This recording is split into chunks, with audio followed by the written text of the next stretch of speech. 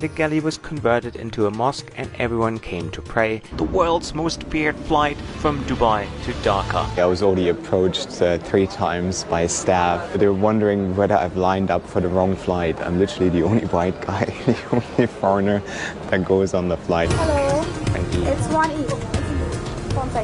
And here we are, welcome on board the infamous plane, and all you can see is just seats and seats and seats. It just never ends.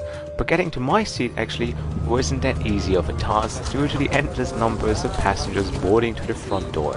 So in all those years I've never seen anything like this. So there's no boarding groups, no boarding by sections, rows, areas or whatever. It's just like 450 people. Yalla, just go on the plane. 440 seats. I have 1E, which is probably the worst seat, not just in Bangladesh or on this plane, but in the entire world. Bulkhead, toilet just next door. This is going to be the best 4.5 hours of my life. We then pushed back with a slight delay, but sitting in the front row also gives you the privilege to assist the crew for the safety demo. Now let's fly to Bangladesh. Shortly after takeoff, the bulkhead turned into the favorite social hangout for most passengers. Forget about Emirates bar experience, cause US Bangla row number 1 is the place to be and where it's all happening in aviation. An hour after takeoff, the crew started its dinner service and we were in for quite some treats. Thank you. There's beef or chicken. It doesn't look very appetizing, but perhaps it tastes really good.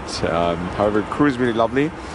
They gave me 2 meals, beef and chicken, so I'm gonna dig in now before it gets busy here again. Both taste the way they look like. It's not very edible, not very enjoyable. It's really dry and just not fun. On over 700 flights, I think this ranks among the worst meals I've had. After dinner, the galley was converted into a mosque and everyone came to pray, so I decided to go for a little stroll and to show you just how busy this flight really was. However, I do respect the crew for trying very hard to keep everything under control and keep people seated for most of the flight. However, planes aren't really designed and you don't have the infrastructure to accommodate this many people on a plane like this. What are your thoughts on this? Let me know in the comment section below. Should this be illegal? We just started our descent. I had a decent